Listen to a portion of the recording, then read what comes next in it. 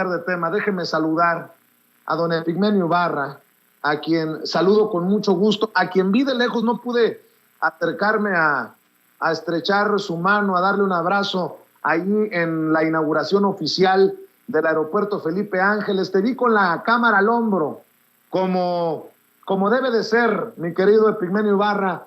A la distancia te mando el abrazo que hubiera querido darte ahí en el aeropuerto Felipe Ángeles. ¿Cómo estás, Epigmenio? Muy bien, querido Vicente, qué gusto estar contigo aquí. Lástima que no nos vimos, andaba yo a tropezones además. Literal. Tropezones caídas. Pero bueno, gajes del oficio. Oye, Epigmenio, a ver si nos alcanza el tiempo para hablar de un par de cositas, pero primero es lo primero. Tú te has ganado el respeto de millones y el repudio de otros tantos por tu pase de lista diario. Un pase de lista que sigue exigiendo justicia, que sigue exigiendo que aparezcan los desaparecidos, los normalistas de Ayotzinapa, los 43 de Ayotzinapa. Me imagino que tienes mucho que opinar, mucho que decir sobre este tercer informe del grupo interdisciplinario de expertos independientes que apunta a una operación de Estado en tiempos de Peña Nieto para ocultarnos la verdad, para tergiversar la situación, para protegerse unos con otros. Y desde aquí hay que gritar más fuerte, hay que exigir más fuerte, que caigan los que tengan que caer de Peña Nieto para abajo, querido Epigmenio. En efecto, esto viene a confirmar lo que desde hace mucho tiempo venimos sosteniendo, que hubo dos crímenes paralelos. El crimen cometido por los desaparecedores y el crimen de Estado de Ayotzinapa. Y son dos crímenes paralelos conectados en muchos sentidos y que rozan desde la complicidad directa hasta la omisión, hasta la comisión, la omisión, y que ha quedado palmariamente demostrado con este informe. A nosotros nos parecía desde hace años, y se lo dijimos en su cara, bueno, no en su cara, nunca tuve la oportunidad de hacerlo, pero sí en las redes, sí en los artículos. A Murillo Karam, todo lo que él sostenía era inviable. Murillo Karam decía, por ejemplo, que los estudiantes fueron trasladados al basurero de Cucula en una camioneta de estas estaquitas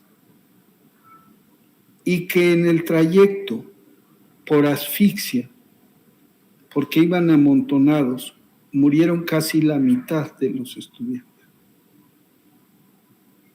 Esto equivaldría a decir que en el traslado a los campos de concentración en la Segunda Guerra Mundial hubieran muerto la mitad de los judíos que fueron deportados a esos campos, en condiciones mucho más terribles, de frío, de hambre, de hacinamiento.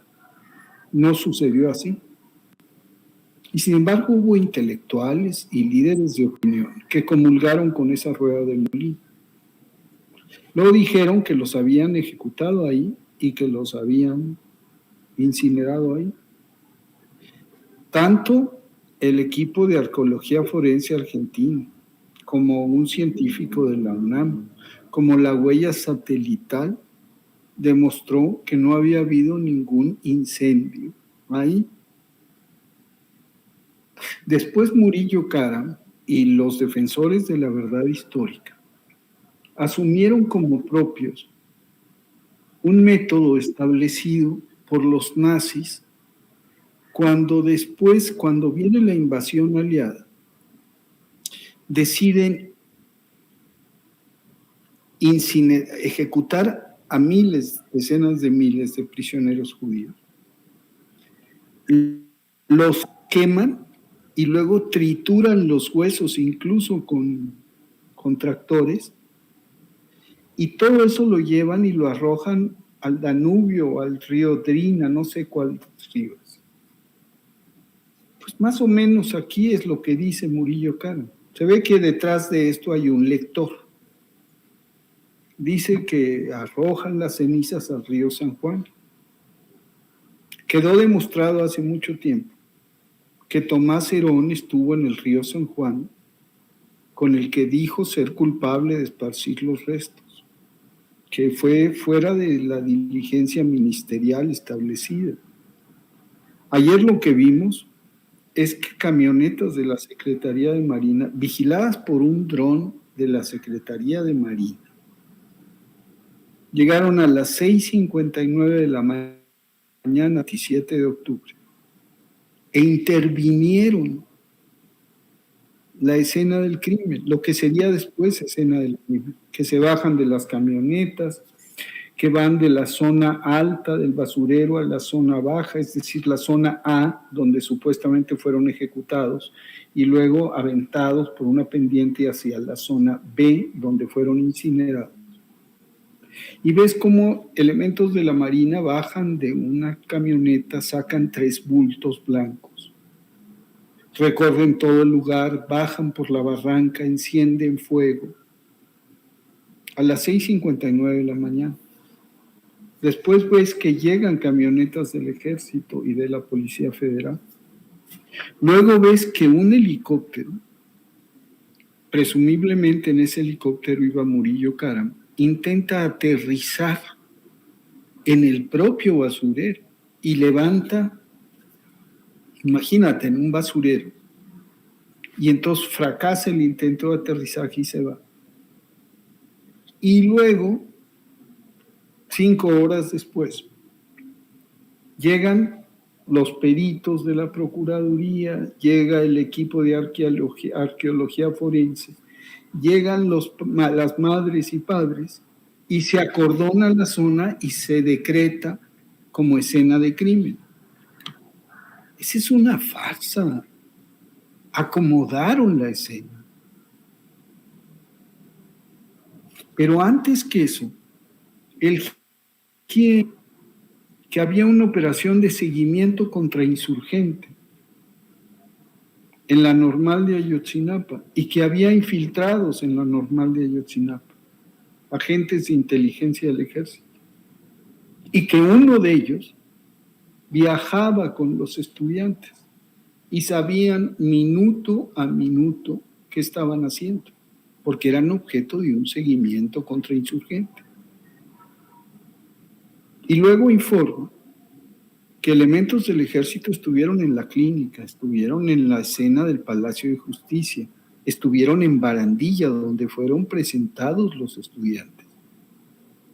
Y después de ser presentados en Barandilla, fueron entregados a los desaparecedores.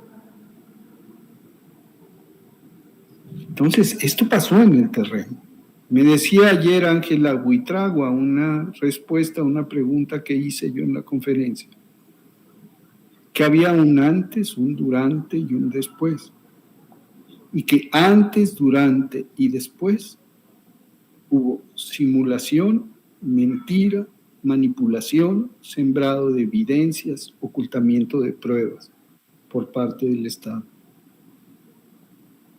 Es decir, estamos ante una unión de Estado similar a la realizada en la Suprema Corte de Justicia por Felipe Calderón, ahora realizada con la complicidad de los medios por Enrique Peña Nieto. Le urgía resolver el asunto. Démoslos por muertos y que culpen a López Obrador.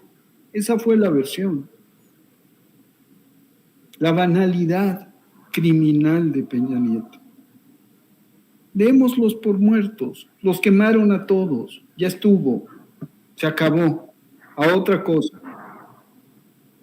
Pues no se nos olvida. Porque se necesita. Si no hay verdad, si no hay justicia. En el caso de Ayotzinapa no habrá verdad y justicia para México nunca. Esta operación de Estado ha implicado también la muerte en circunstancias sospechosas o francamente o el asesinato franco y descarado de 22 personas que o participaron en los hechos o tenían conocimiento de los mismos y que fueron eliminadas para que no se supiera su testimonio. Y por el ocultamiento masivo de pruebas durante 7 años. Incluso ahora que el presidente ha dado la instrucción terminante, cuesta trabajo obtener la evidencia. Incluso ahora que el presidente ha dicho que la verdad le va a hacer bien al ejército y a las Fuerzas Armadas, por más dura que sea, cuesta trabajo. Entonces sí estamos ante un hecho que debiera a todas y a todos nosotros movernos a considerar sobre la necesidad de que se haga justicia, no sobre los sicarios que dispararon, no, sobre los mandos que decidieron encubrir un crimen y al hacerlo cometieron otro crimen, sobre quienes le negaron a los padres la verdad, les impidieron la justicia. Y eso va no solamente desde los mandos medios en Iguala o en la región militar, eso llega al Estado Mayor, eso llega sin duda a Los Pinos, a la Secretaría de Gobernación de Miguel Ángel Osorio Chong, al ex procurador general de la República, Murillo Karam, el de Ya me cansé, y a Enrique Peña Nieto, comandante supremo de las Fuerzas Armadas, y a su equipo cercano. Todos ellos son responsables de simulación, de mentir a la nación, de manipulación de evidencias, de sembrado de evidencias, de procesos de tortura para lograr sostener mediante confesiones fabricadas la verdad histórica, de una operación mediática gigantesca en donde a quienes sosteníamos que eso era una barbaridad, era una falsedad, se nos dijo de todo. Se nos sigue diciendo. Entonces, pues sí, mi querido Vicente, estamos ante un hecho palmariamente demostrado. Yo estaba ayer en la conferencia viendo anonadados los videos, porque resulta que era una operación clandestina filmada por un dron. Era una operación clandestina de la que quedó huella. Falta saber quién decidió la verdad histórica. Si fue el propio Peña, si fue el conjunto de asesores de Peña, si fue su Consejo de Seguridad. Pero esa decisión es una decisión criminal. Así es. Epigmenio, por favor, dime cuando tengas que salir corriendo, porque sé que has hecho un detalle importante, generoso con la audiencia de Sin Censura, pero te quiero plantear esto también. La necesidad de un juicio social impecable e histórico para los medios de comunicación y para los que jugaron de voceros de Murillo Karam y del gobierno de Peña Nieto, y esos que, no sé si por dinero o por estupidez, no advirtieron de esto. Y mencioné hace rato 2 casos. El de Carlos Marín, que se atrevió a decir que los padres y madres de los desaparecidos de Ayotzinapa le debían una disculpa a Jesús Murillo Karam porque se trataba algo así como de la investigación más importante de la historia de México. Y el otro es Ciro Gómez Leiva, quien la semana pasada analizaba tus declaraciones y su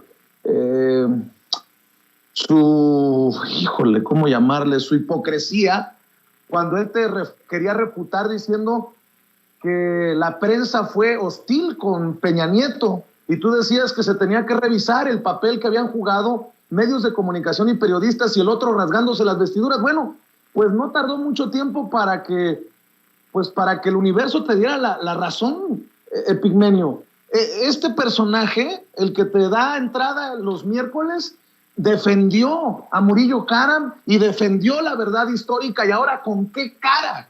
¿Con qué cara siguen defendiendo lo indefendible y a los indefendibles?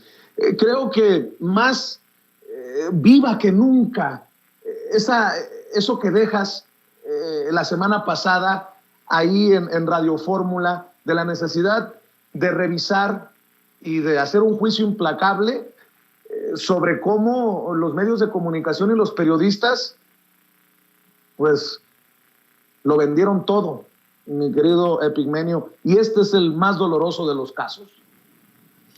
Mi artículo de mañana se llama No solo fueron Peña y Murillo, fueron también los medios. Sostener la verdad histórica hubiera sido imposible sin el andamiaje propagandístico armado en torno a ella. Hay una responsabilidad. Hace rato subí un tuit diciendo que estaba yo esperando que pidieran perdón. Porque también los intelectuales, que le pidieran perdón a las madres y a los padres de Ayotzinapa, pero que le pidieran perdón a sus lectores, a quienes los ven en la televisión. No se trata de ingenuidad, de comprarse la histórica. Se trata de que hicieron una defensa a muerte de una mentira. Se trata de que se empeñaron en descalificar a aquellos que buscaban la verdad. Entonces, la semana pasada hablaba yo de que no solamente plata y plomo empleó el régimen para someter, también a los medios. Este es un caso palmario, es la demostración de lo que yo afirmaba la semana pasada, aquí está. Entonces, yo celebro la oportunidad de debatir y guardo una corrección que nos permita dialogar y exponer nuestras ideas. No me meto, cuando me dice Ciro que a Peña lo maltrataban, se lo dije, le dije sí, a partir de que se volvió una caricatura y cuando ya sabían que se iba, pero antes fue el gran reformador, se tomaban la foto con él sonrientes, lo trataban con algodones. Y luego, incluso como figura caída, lo protegieron en lo mero principal, lo protegieron en esto. Lo encubrieron. Peña encubrió a los asesinos, los medios encubrieron a Peña.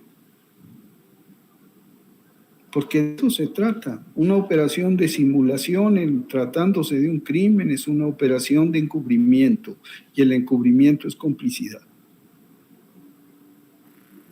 Entonces, ante eso estamos, mi querido Vicente, ante un hecho gravísimo que pone en evidencia cómo funcionaba el sistema, cómo funciona todavía, desde fuera, cómo funciona ese sistema para tratar de destruir al gobierno democrático. Y lo que se viene, Pigmenio, porque primero fue la ridiculización por el aeropuerto Felipe Ángeles, que dicen panistas que es un elefante blanco, es lo que dice Kenia López Rabadán.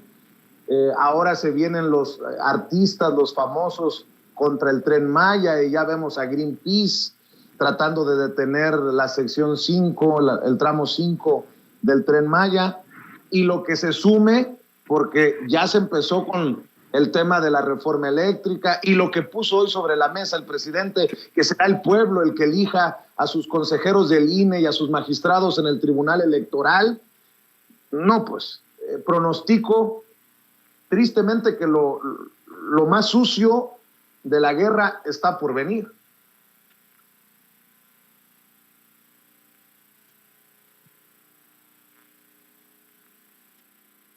Bueno, es probable que se nos haya caído la comunicación con Epigmenio Ibarra o él haya tenido que salir corriendo a otro de sus compromisos.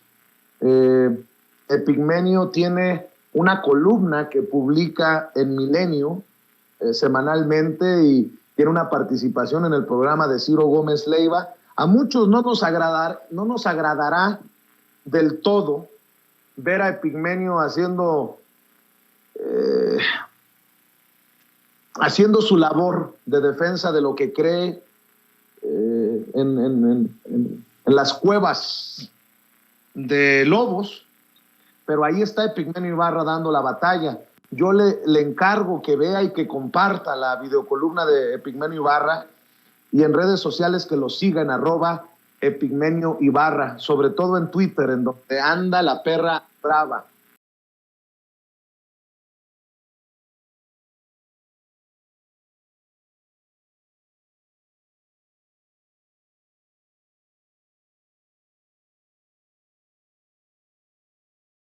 De este y otros temas, saludo a Juan Becerra Costa, periodista, conductor de Informe Capital, Capital 21, canal de la Ciudad de México. Te saludo con mucho gusto, Juan, ¿cómo te va? ¿Cómo estás, Vicente? Qué gusto saludarte, te mando un abrazo a ti y a todo el auditorio que nos hace el favor de acompañarnos esta tarde. ¿Cómo te va, Vicente? ¿Qué hay de nuevo? ¿Cómo ves a los periodistas que se quieren meter, bueno, más bien a los pseudo periodistas que se quieren meter en la misma canasta de quienes informamos?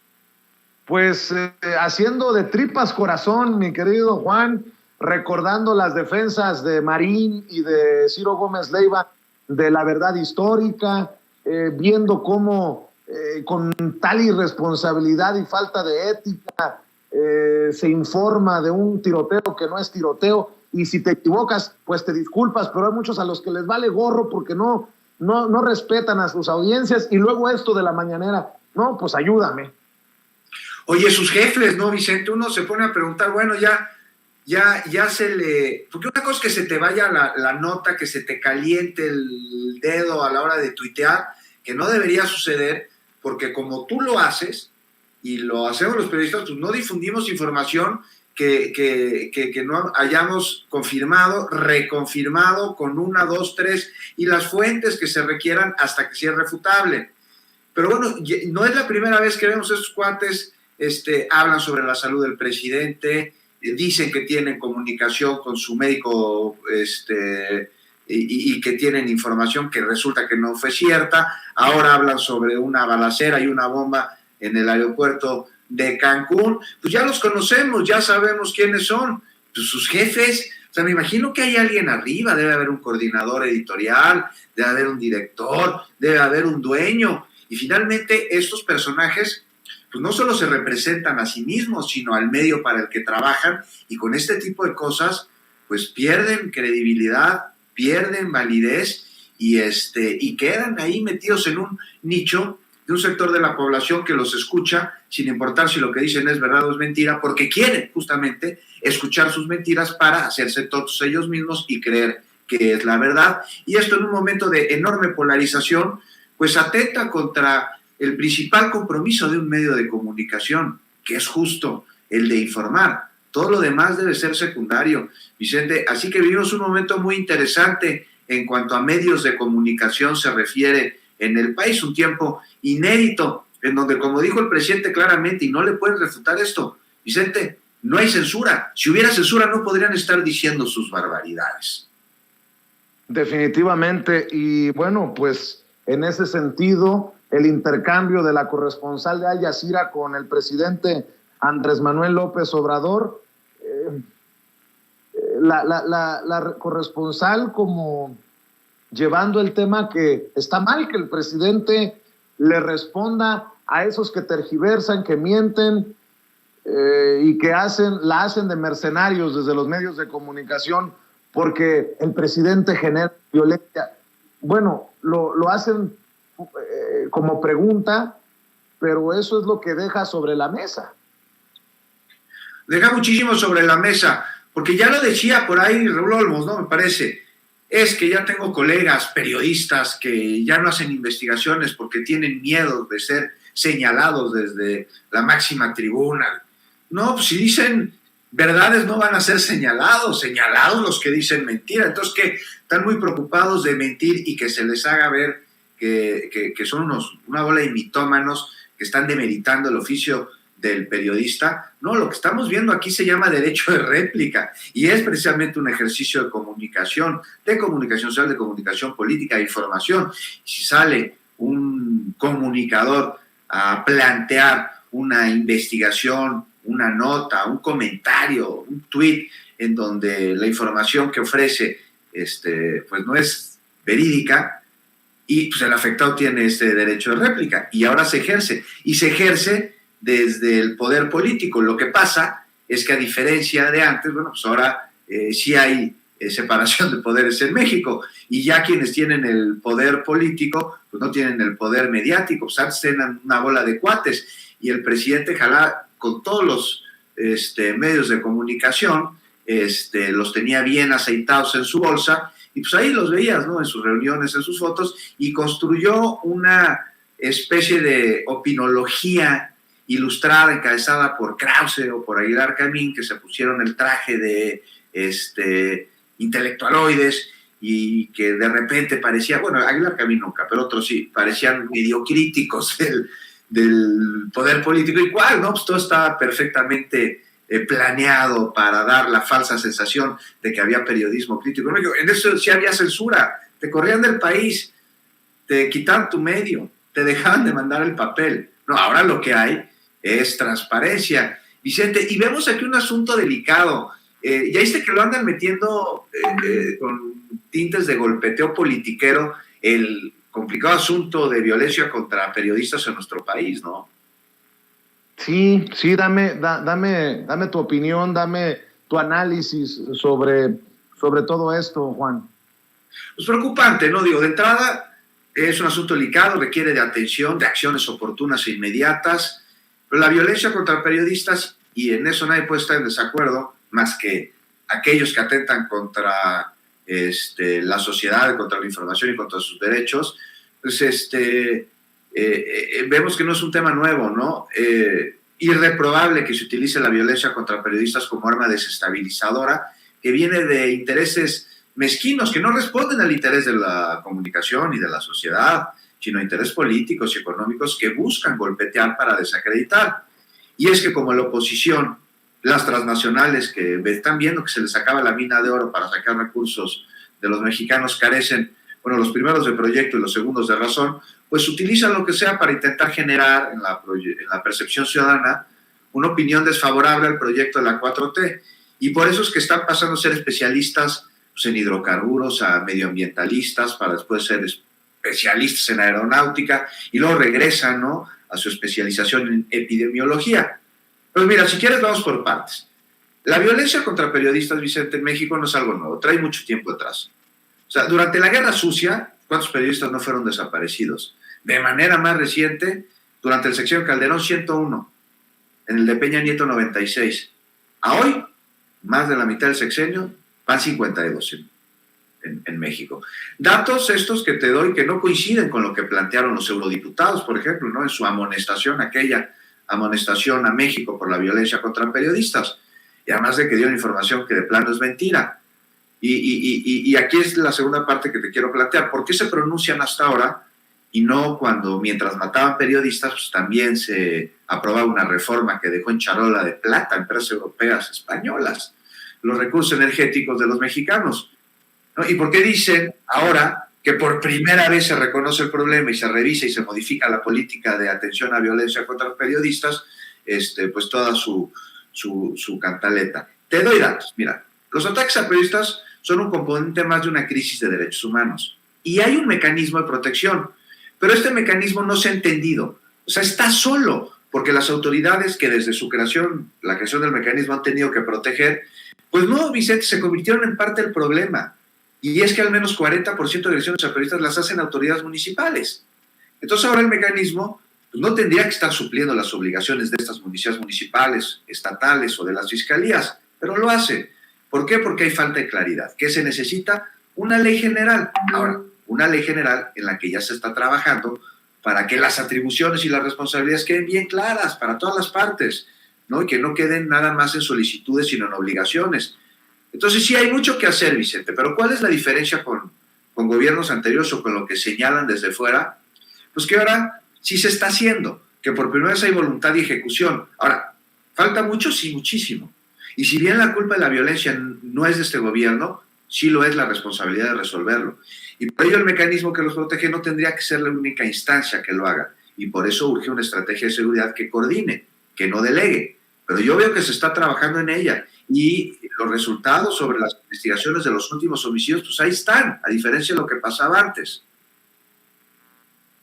Así es. Fíjate, Juan, antes de que te vayas, estoy viendo que hace aproximadamente 20 minutos el INE acaba de publicar un comunicado. Este INE que, carambas, a veces resulta más panista que los panistas, más X que el señor X, entendió el que entendió. El INE dicta medidas cautelares a 13 titulares de gobiernos locales por difundir propaganda gubernamental durante la revocación de mandato. Ordena a 10 gobernadores, 2 gobernadoras y a la jefa de gobierno que retiren mensajes de Twitter porque de forma preliminar exaltan logros, obras y acciones de gobierno que contravienen el marco constitucional en vez de electoral. El INE emite medida cautelar contra un spot de Morena, también en Tamaulipas, con posible contenido calumnioso. La Comisión de Quejas y Denuncias del Instituto Nacional Electoral, en donde está Ciro Murayama, ordena procedente la medida cautelar solicitada por Movimiento Ciudadano en contra de la jefa de gobierno de la Ciudad de México y de titulares de poderes ejecutivos de los estados de Baja California Sur, Campeche, Chiapas, Colima, Guerrero, Michoacán, Morelos, Nayarit, Puebla, San Luis Potosí, Sinaloa, Sonora, Tabasco, Tlaxcala, Veracruz y Zacatecas, por diversas publicaciones en sus cuentas de Twitter alusivas a propaganda gubernamental y promoción personalizada durante el proceso de revocación de mandato, periodo prohibido para hacerlo. Se consideró procedente conceder las medidas solicitadas por 48 publicaciones en esta red social, de las cuales 10 son de la jefa de gobierno, 3 de la gobernadora de Baja California, 2 del gobernador de Baja California Sur, 7 de Chiapas, 1 de Guerrero, 1 de Morelos, 1 de Nayarit, 11 de San Luis Potosí, 4 de Sinaloa, 4 de Sonora, 1 de Tabasco, 2 de Veracruz y 1 de Zacatecas, ya que de su análisis se desprende que realzan y exaltan logros y acciones de gobierno que no están permitidos dentro de las excepciones que establecen en el marco normativo y constitucional. Bueno, los nombres ya los conocen: Claudia Sheinbaum, Marina del Pilar Ávila Olmeda, Víctor Manuel Castro Cosío, Rutilio Cruz Escandón Cárdenas, Evelyn Salgado Pineda, Cuauhtémoc Blanco Bravo, Miguel Ángel Navarro Quintero, Ricardo Gallardo Cardona, Rubén Rocha Moya, Alfonso Durazo Montaño, Carlos Manuel Merino Campos, Cuitláhuac García Jiménez, David Monreal Ávila. En fin, así las cosas con este INE, que mi lectura es que está abiertamente y descaradamente contra lo que huela a revocación de mandato, contra lo que huela al presidente Andrés Manuel López Obrador, contra lo que huela a Morena, contra lo que huela a la Cuarta Transformación. Esa es mi opinión. Aclaro, mi querido Juan. Coincido al 100% con tu opinión. Me parece que los consejeros del INE han caído ya de plano en una conducta absolutamente pueril, berrinchuda, de niño mimado y consentido. No, terrible, Vicente. O sea, es que, mira, la veda electoral ha sido un conjunto de medidas. ¿Con qué sentido? ¿Con el de reflexionar el voto o con el de evitar la difusión? Porque la veda electoral se construye precisamente para que la ciudadanía tenga la posibilidad de reflexionar su voto y no existen elementos por parte del gobierno, de funcionarios, en donde pudieran incidir en su intención de voto. Aquí lo que se está haciendo, o que lo que más bien se está intentando hacer, no se puede hacer porque el INE lo prohíbe, es llamar a la ciudadanía a que participe en un ejercicio que es suyo, porque no es la consulta de revocación de mandato del presidente de la República, es la consulta del pueblo de México que mandató a que se llevara a cabo votando por Andrés Manuel López Obrador, y luego a través de una serie de procesos como la recolección de firmas, procesos que conocemos bastante bien. Es un ejercicio de participación ciudadana que te garantiza el derecho al pueblo a algo que no ha ejercido jamás en su vida, que es el poder. El poder emana, el poder supremo emana del pueblo. Y entonces, pues tenemos ahora la posibilidad de dejar al presidente de la República cada 6 años, y cada 3 revisa su gestión. Imagínate si hubieran tenido este ejercicio con presidentes anteriores, otro gallo nos habría cantado. Ahora lo que ven es que están apanicados porque creen que podrían regresar en algún momento al poder, y entonces ahí sí habría una crisis de gobernabilidad tal que sacarían al presidente a los 3 años, porque dicen, oye, ¿qué pasa si sacan al presidente? Va a haber una crisis de gobernabilidad. No, señores, sacan al presidente porque había crisis de gobernabilidad antes, y no es un ejercicio ocioso, es un ejercicio en el que a través de la opinión personal que se vuelve después colectiva con el conjunto de votos, se decide cuál es el futuro del país. Un derecho que como mexicanos nos corresponde, un derecho que vaya que nos hizo falta en el pasado, y un derecho que debemos abrazar. Y el INE, pues nos los quiere patear. Pinches cabrones, perdóname, Vicente, pero son unos jugadores que se visten como árbitro cuando no lo son. Que se vayan a un partido político a hacer oposición allá, por dignidad, por patriotismo, que dejen su cargo en el INE si no van a ser árbitros. Qué bueno que vaya a haber una reforma. Así es, pues mi querido Juan, por tu sinceridad, por tu generosidad, por tu convicción de siempre hablar con la verdad, te agradecemos aquí en Sin Censura, e invitamos a la gente, a las miles de personas, por ahí de 15,000 personas que siguen conectadas en este momento en nuestra transmisión en vivo y en directo, para que también sigan la transmisión del informativo en Capital 21, que te sigan en redes sociales, que te lean en la jornada, querido Juan. Así es, querido Vicente, muchas gracias por la generosidad. Los esperamos, mi compañera Azul y yo, a las 9 de la noche en Informe Capital, en Capital 21. Los invito a leer mi colaboración, mi artículo en la jornada el próximo domingo, y pues ahí en redes sociales, pues ahí dando lata, Vicente, como tú bien sabes. Mi querido Juan, lata la que te damos nosotros, para que siempre estés conectado con la audiencia de Sin Censura. Yo te mando un abrazo y que continúen los éxitos. Estamos al pendiente, Juan. Abrazo a ti, Vicente. Muchas gracias de nuevo, y un abrazo a todo el auditorio. Claro que sí. Buenas tardes. Amigos, amigas, regresamos en breve, pero mientras seguimos hablando sin pelos en la lengua, Sin Censura, usted puede suscribirse a nuestros 3 principales canales en YouTube. Sin Censura Media, en donde tenemos más de 1,600,000 suscriptores, Sin Censura TV, en donde tenemos más de 1 millón de suscriptores, y en Sin Censura Presenta, en donde queremos llegar muy pronto a los 100,000 suscriptores. Si usted ya está inscrito en Sin Censura Media, suscríbase en Sin Censura TV. Si ya está suscrito en Sin Censura TV y Sin Censura Media, suscríbase a Sin Censura Presenta. Recuerde que es gratis, no tiene que sacar un solo centavo de su bolsillo para apoyarnos. Dele clic en la campanita para que los señores y señoras de YouTube envíen las notificaciones cuando estemos transmitiendo en vivo y en directo o estemos subiendo videos. También nos puede seguir en Twitter en @Vicente Serrano, y hasta en Instagram. Ojo, también estamos en Instagram. Son nuestras redes sociales, y con el apoyo de ustedes seguimos creciendo, porque con ustedes todo, sin ustedes nada.